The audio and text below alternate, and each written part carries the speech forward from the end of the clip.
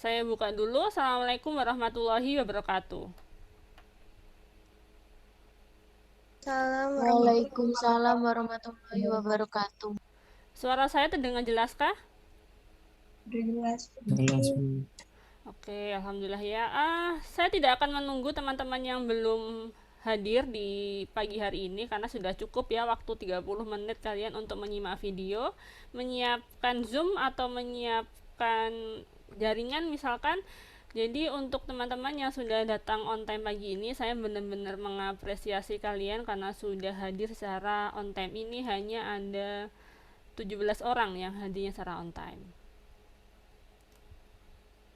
Nah, di materi kita hari ini itu berkaitan dengan rempah ya. Rempah-rempah yang mana itu di setiap rumah pastinya punya lah ya, entah itu bumbu, entah itu rempah yang minimal sih yang pasti ada itu adalah bawang merah, bawang putih, cabai itu sudah bisa dipastikan tuh ada di setiap dapur. Kalau untuk yang jenis lain ya belum tentu ada seperti itu. Untuk videonya sudah menyimak semua kah? Sudah, Bu. Oke, untuk materinya sudah diunduh. Sudah, Bu. Untuk presensi sudah bisa presensi sudah saya buka. Silakan kalian link pada video yang sudah pada link presensi yang sudah dibagikan sebelumnya.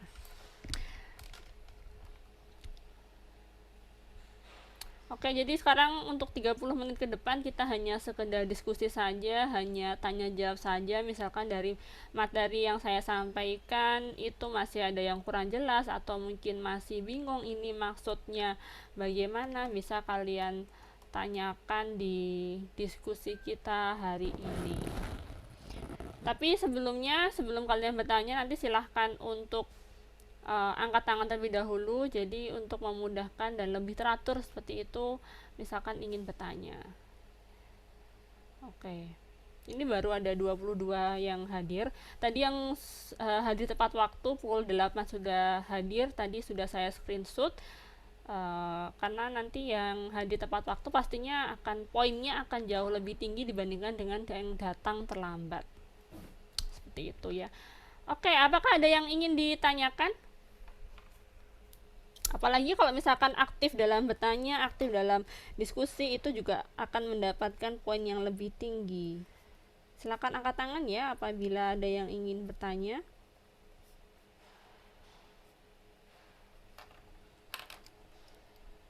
Oke, Farel silahkan. Terima kasih, Bu, izin bertanya. Sebelumnya, Assalamualaikum warahmatullahi wabarakatuh. Perkenalkan, nama saya Muhammad Farayona dari golongan A. Izin bertanya, Bu, tidak dari materi tadi, tapi tentang bumbu ini juga, Bu. Bumbu ini kan macamnya kan banyak. Nah, itu akan berpengaruh apa tidak terhadap bahan utama seperti daging, ayam, seperti itu tentang kandungan dari bahan dasarnya tersebut. Maksudnya bagaimana? Kan maksudnya kan kita masak, dalam masak itu kan banyak bumbunya tuh, Bu. Mm-mm. Nah, itu akan berpengaruh terhadap kandungan gizi atau kandungan utama dari bahan dasar seperti ayam atau daging tersebut apa tidak, Bu? Kalau kandungan sih, kalau kandungan ya kandungan gizi yang utama itu lebih dipengaruhi oleh pengolahannya sebenarnya. Jadi kalau hanya sekedar bumbu itu kan fungsinya hanya sebagai penyedap, lebih ke organoleptiknya secara rasa, aroma, tekstur sebenarnya bisa karena beberapa juga membantu pengempukan, tapi itu jarang sekali ya. Memang kalau bumbu itu lebih berfungsi untuk ke organoleptiknya. Malah justru dia bisa membantu di dalam tubuh sih, lebih fungsinya lebih membantu atau efek positif di dalam tubuh karena kan beberapa jenis bumbu itu pasti punya senyawa tertentu yang dia punya efek dalam tubuh, misalkan sebagai antioksidan, antimikroba dan jenis yang lain seperti itu. Atau bahkan gini, dia bisa sebagai fungsi sebagai pengawet. Jadi beberapa misalkan seperti rendang, tahu ya rendang itu Rendang itu mengapa dia awet? Karena dia ada bumbu-bumbu yang fungsinya sebagai antimikroba. Jadi ketika disimpan itu nanti mikroba yang datang itu bisa mati karena ada bumbu-bumbu di situ. Tapi kalau dari segi kandungan gizi sih nggak begitu, nggak pengaruh sih. Kandungan gizi lebih dipengaruhi dari cara kita mengolahnya. Gitu, Farel. Baik Bu, terima kasih. Tapi ketika kayak di rumah sakit itu penggunaan bumbu itu juga diminimalisir ya Bu? Jadi gini, ketika sakit itu gini, yang pertama mungkin dari segi harga. Ketika kita menggunakan banyak bumbu kan otomatis biayanya juga lebih mahal kan. Sedangkan di rumah sakit itu kan ya kalau misalkan harga makanannya mahal kan juga pengaruh ke biaya yang dibebankan pada pasien gitu.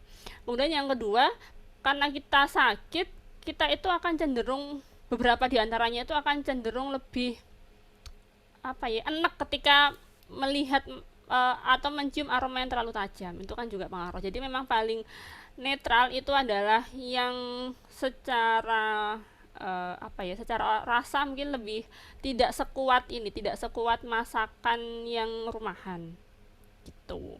Nah, ketika di rumah sakit pun itu kan pasien pasti juga akan ditanyai oleh ahli gizi apakah makanannya sesuai atau enggak, itu kan akan ditanyain. Kalau misalkan oh ini saya merasa enak, nah itu berarti perlu, oh ini ternyata pasiennya lebih menyukai atau mungkin lebih cocok menggunakan yang lebih netral rasa-rasanya, tidak terlalu bumbu, tidak terlalu tajam gitu. Gitu sih, Farel. Baik Bu, terima kasih. Oke, lainnya ada lagi yang ingin bertanya? Baru 24 yang hadir.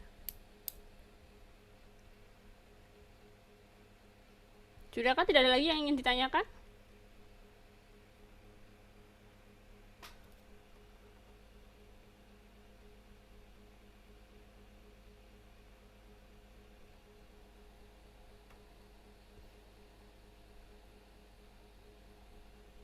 Ini sudah disimak atau belum sih videonya?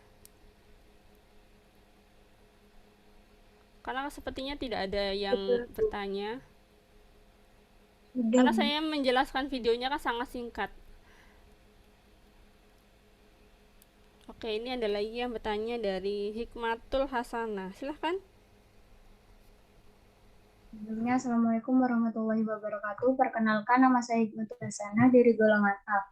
Di PPT itu ada yang tentang oleoresin. Di sini saya akan tanya tentang jangka waktu penyimpanan oleoresin itu bisa disimpan dalam jangka waktu yang lama atau hanya dalam jangka waktu tertentu. Oke, jadi oleoresin itu senyawa yang ya karena dia sifatnya sudah diekstrak dan diekstraknya itu umumnya adalah menggunakan komponen lemak karena dia lebih larut sama lemak. Untuk penyimpanan dia memang sangat sulit ya. Jadi ketika kita simpannya benar, kalau dalam artian benar itu dia terlindung dari cahaya, kemudian dia dalam kondisi yang kering itu bisa sampai setahun 2 tahun bisa. Tapi kalau kita nyimpennya sembarangan, kemudian sering kena cahaya, sering dibuka tutup, sering terkontaminasi, itu nanti pasti juga akan semakin cepat menguap. Suhu pun juga akan pengaruh karena dia sudah sifatnya ekstrak, jadi ketika dipanaskan itu dia mudah rusak, mudah menguap dan itu kan sangat disayangkan. Begitu. Jadi kalau untuk masa simpannya berapa lama itu tergantung dari masa penyimpanan. Kalau penyimpanan yang bagus tahun, 2 tahun, 3 tahun masih bisa. Tapi kalau sudah disimpannya serampangan, ya apalagi kalau dia tidak murni, ya itu paling sebulan gitu sudah mulai ada perubahan. Gitu, Hikmatul. Baik Bu, terima kasih. Oke. Lainnya ada lagi yang ingin ditanyakan?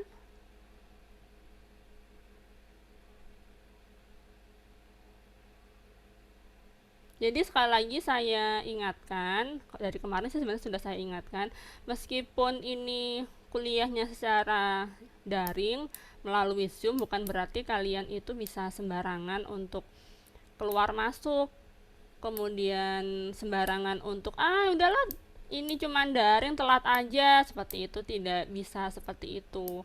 Jadi bagaimanapun misalkan kalian tidak ada kendala jaringan, tetap diusahakan datang tepat waktu karena itu berkaitan dengan attitude dan juga niat kalian untuk kuliah. Kalau dari kami sih, dari para dosen kan ya datangnya bisa tepat waktu. Kemudian yang paling penting kan kalian ya, kalian sudah bayar tapi kalau asal-asalan kuliahnya dapat ilmunya juga asal-asalan, jadi kayak percuma aja sih kalian bayar mahal-mahal tapi nggak dapat apa-apa.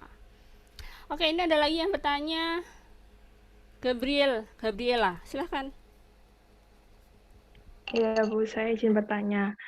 Ini saya mau bertanya tentang kemiri. Itu kemiri kan kadang-kadang ada yang disangan, ada yang enggak ya, Bu. Nah, itu kalau bedanya untuk kayak cita rasa kemasakan tuh berpengaruh apa enggak? Yang untuk kemiri yang disangan sama enggak? Yang disangrai tah? Oh iya, disangrai, Bu. Oke, jadi biasanya di sangrai itu memang fungsinya untuk meningkatkan ini sih, meningkatkan cita rasa dan lebih kuat seperti itu. Kalau pengaruh ya pasti sih dia ada pengaruhnya, tapi kalau saya pribadi memang jarang masak yang menggunakan kemiri, jadi eh, untuk perbedaannya seperti apa kurang bisa menjelaskan dengan detail, tapi kalau apakah dia berbeda pasti akan berbeda. Seperti kopi ya, kopi tanpa disangrai dengan disangrai itu kan aromanya juga sudah beda. Jadi ketika penyangrai itu karena ada proses pemanasan, dia bisa mengeluarkan aroma-aroma yang awalnya tidak ada menjadi ada. Gitu. Kalau memang kalian lebih suka untuk yang disangrai boleh, karena biasanya aromanya juga akan lebih kuat. Tapi kalau misalkan menurut kalian itu disangrai itu terlalu kuat, ya nggak usah disangrai. Kayak jahe, jahe itu kan ada yang dibakar, jahe bakar. Nah itu kan aromanya juga berbeda dengan jahe yang lebih segar. Kemudian eh, jahe geprek dengan jahe iris itu aromanya juga sudah beda. Jadi cara cara mengolahnya itu juga juga sudah pasti pengaruh ya, tinggal kalian lebih suka yang mana, lebih suka yang digeprek atau lebih suka yang diiris gitu. Biasanya sih yang digeprek itu aromanya jauh lebih tajam dibandingkan dengan yang diiris gitu. Gabriela. Ya, Bu. Terima kasih, Bu.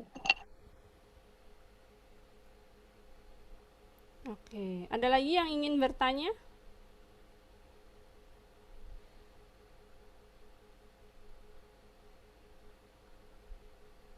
Sudahkah, tidak ada lagi?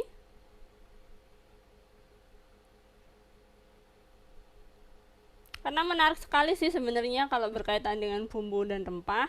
Karena kan Indonesia ini memang banyak sekali ya bumbu dan rempahnya. Kemudian di setiap daerah biasanya juga juga beda-beda bumbu dan rempah yang ada di daerah itu. Seperti misalkan kayu secang itu saya dulu sebelum kuliah di Jogja itu tidak mengenal apa apa itu kayu secang. Tapi ternyata ketika saya pergi ke Jogja, ke daerah Jawa Tengah juga, ternyata di sana itu sangat sangat terkenal kayu secang dan banyak sekali digunakan di minuman biasanya seperti itu yang memberikan warna merah.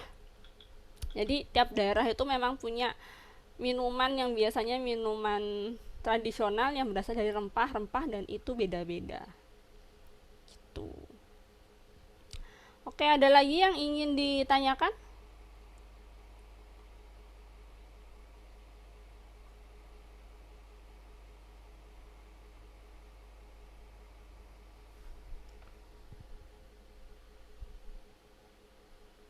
Sudahkah, tidak ada lagi yang ingin ditanyakan?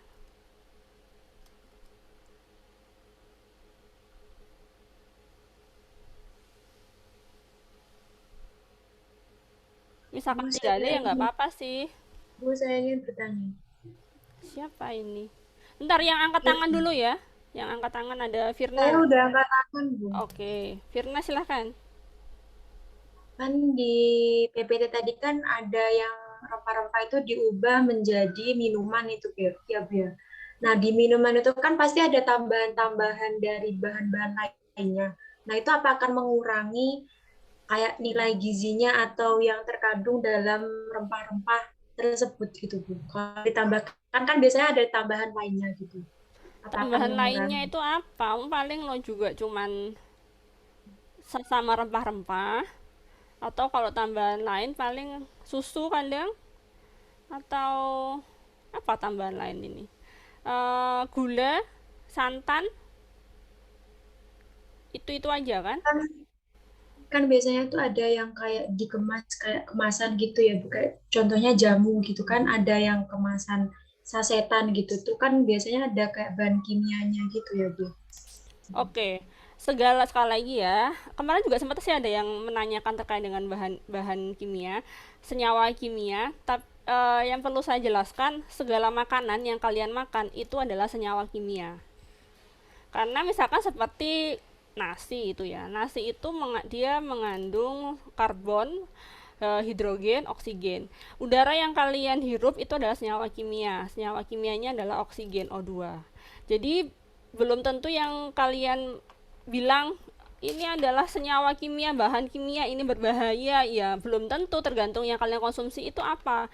Makanan sehari-hari yang dikonsumsi itu adalah tersusun dari bahan-bahan kimia, dari senyawa-senyawa kimia, begitu kan. Jadi ketika kalian melihat komposisi, dicek lagi komposisinya itu apa, kemudian penggunaannya itu bagaimana. Toh dari Badan POM itu juga sudah mengatur kan, kalau misalkan kalian menggunakan bahan tambahan pangan, itu jumlahnya seberapa, itu sudah ada aturannya gitu. Jadi belum tentu segala sesuatu yang berasal dari kata-kata bahan kimia itu berbahaya, karena yang kita makan, yang kita hirup itu adalah kimia. Tergantung dari jumlah yang ditambahkan itu seberapa. Kemudian yang di sasetan itu misalkan ada bahan kimia, dicek lagi bahan kimianya apa gitu kan. Jadi belum tentu bahan kimia itu jelek, belum tentu, tergantung ya yang ditambahkan berapa sih gitu. Misalkan seperti bubuk ya, bubuk itu bisa ditambahkan maltodextrin atau dextrin untuk bahan pengisinya. Nah, itu memang fungsinya dia supaya mudah larut seperti itu. Itu nggak apa-apa ditambahkan. Kalau misalkan bahan lain, misalkan seperti gula, kadang kan ada yang tambahkan gula, ya nggak apa-apa tambahkan gula, selama kita tahu berapa sih konsumsi gula kita selama 1 hari, kayak gitu.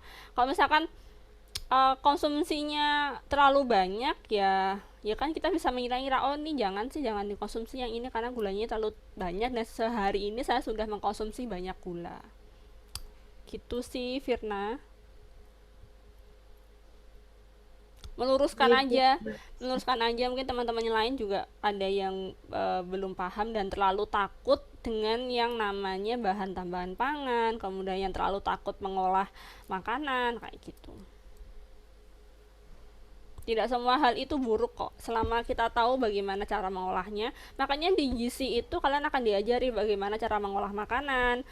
Oh ternyata kalau dimasak, misalkan direbus sekian lama dia berubah jadi seperti ini, kalau direbusnya sekian lama dia berubahnya jadi begini, kemudian kalau dikukus ternyata hasilnya seperti ini.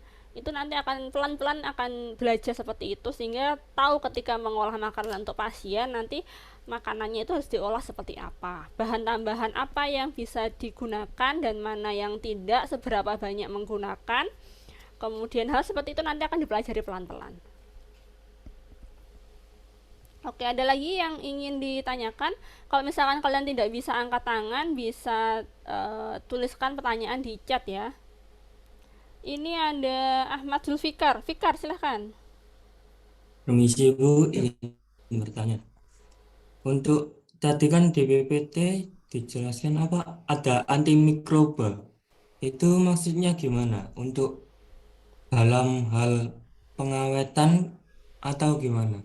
Untuk antimikrobanya. Oke, jadi tahu ya kalau mikroba itu contohnya misalkan bakteri yang bisa membusukkan bahan pangan.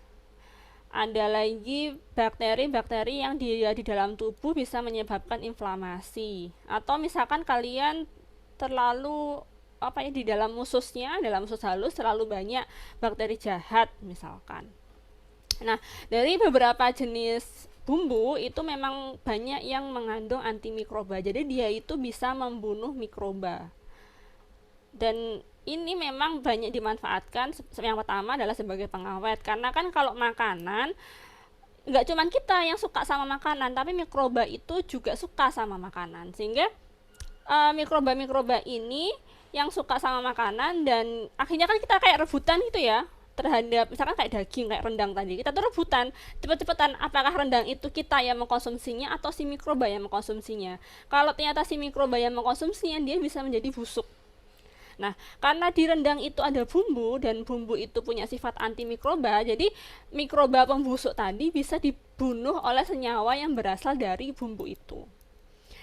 Mikroba ini memang ada yang sifatnya tidak diinginkan karena dia bisa membusuk, dan ada mikroba yang kita inginkan. Justru kita inginkan mikroba itu ada di makanan, misalkan seperti tempe.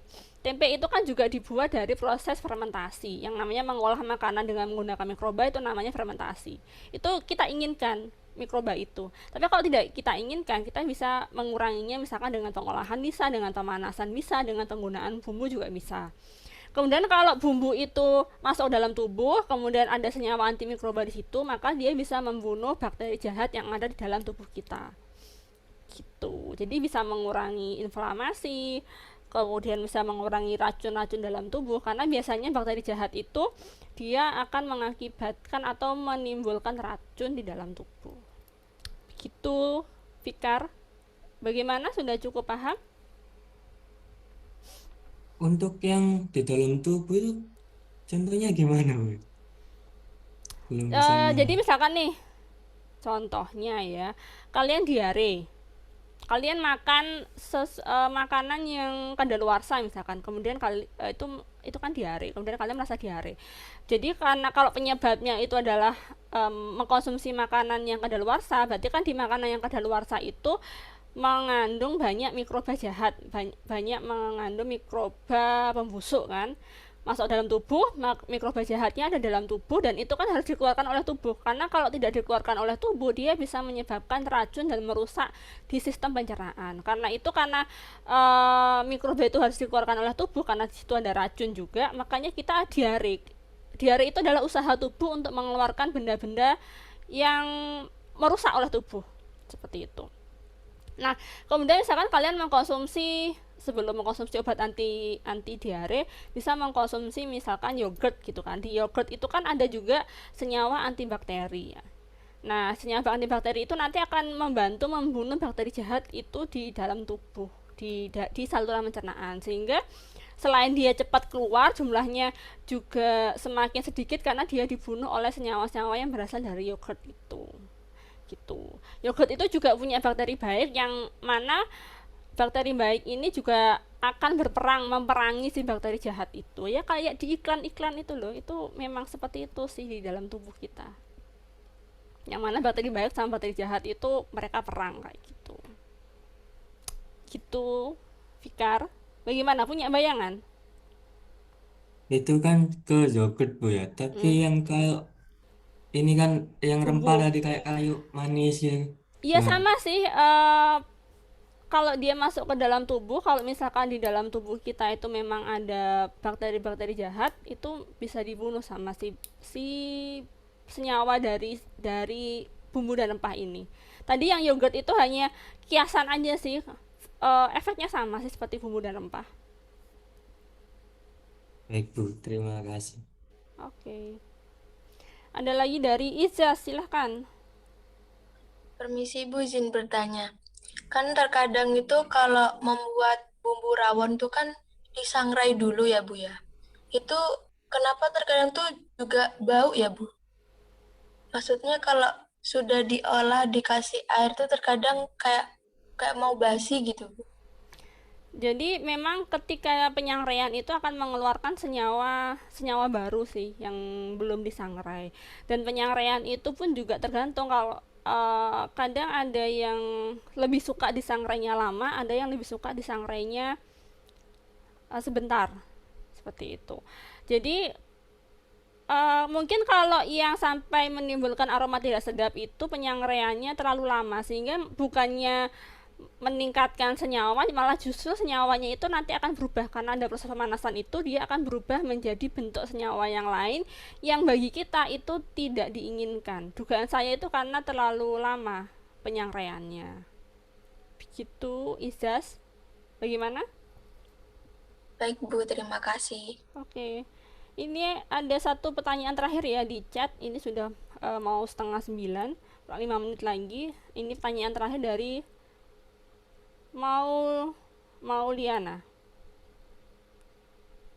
Bumbu dan rempah mengandung senyawa kimia. Jika bumbu dan rempah itu diolah lagi menjadi bubuk atau minyak, apakah akan mengurangi kandungan senyawa di dalamnya? Bisa jadi, tergantung sih. Jadi bisa berkurang, bisa tidak, tergantung dari olahannya. Kalau hanya sekedar bubuk ya, sekedar bubuk itu kalau berkurang bisa. Jadi karena kan dia ada proses pemanasan, ada proses pengeringan seperti itu. Seperti yang mungkin kalian tahu, ada bawang putih yang segar yang masih dalam bentuk bungkul itu, sama bubuknya bawang putih itu kan. Kalau yang bubuk bawang putih itu banyak sekali dijual di supermarket kan. Nah, yang segar itu kan dia bentuknya basah ya, kalau kalian tahu kan basah, sedangkan yang bubuk itu kan bentuknya kering. Jadi mau nggak mau si bawang putih segar itu harus dikeringkan terlebih dahulu sebelum dia diubah menjadi bubuk. Kalau tidak dikeringkan kan nggak bisa dirubah jadi bubuk. Nah, karena adanya proses pemanasan itu, dia bisa menyebabkan aroma-aromanya itu menguap. Terus jadi aromanya tuh kurang kuat kalau yang di bubuk itu bisa jadi. Kalau yang di apa tadi pertanyaannya? Yang satunya ada di minyak. Jadi kalau minyak itu dia senyawanya sudah diekstrak. Jadi justru jauh lebih kuat aromanya, jauh lebih, misalnya kalau kita tuh lebih nyegrak, kalau Jawanya itu gitu, aromanya jauh lebih nyegrak dibandingkan dengan yang segar, karena dia sudah diekstrak, hanya diambil senyawa kimianya saja. Gitu sih mau Liana, semoga bisa dipahami. Ini sudah pukul 8:30 kurang 3 menit, saya akhiri dulu untuk kuliahnya. Terima kasih bagi kalian yang sudah hadir, terutama tadi yang hadirnya tepat waktu, saya sangat mengapresiasi sekali. Kemudian kita nanti bisa bertemu kembali di praktikum sudah ya, golongan AB, berarti bisa bertemu minggu depan di praktikum luring untuk materi susu. Untuk kuliahnya juga sama, materinya berkaitan dengan susu juga. Semoga kita semua selalu dalam keadaan sehat. Saya akhiri untuk kuliahnya. Assalamualaikum warahmatullahi wabarakatuh. Waalaikumsalam Warahmatullahi wabarakatuh. Terima kasih, Ibu. Terima Oke, kasih, saya Bu. end meeting ya.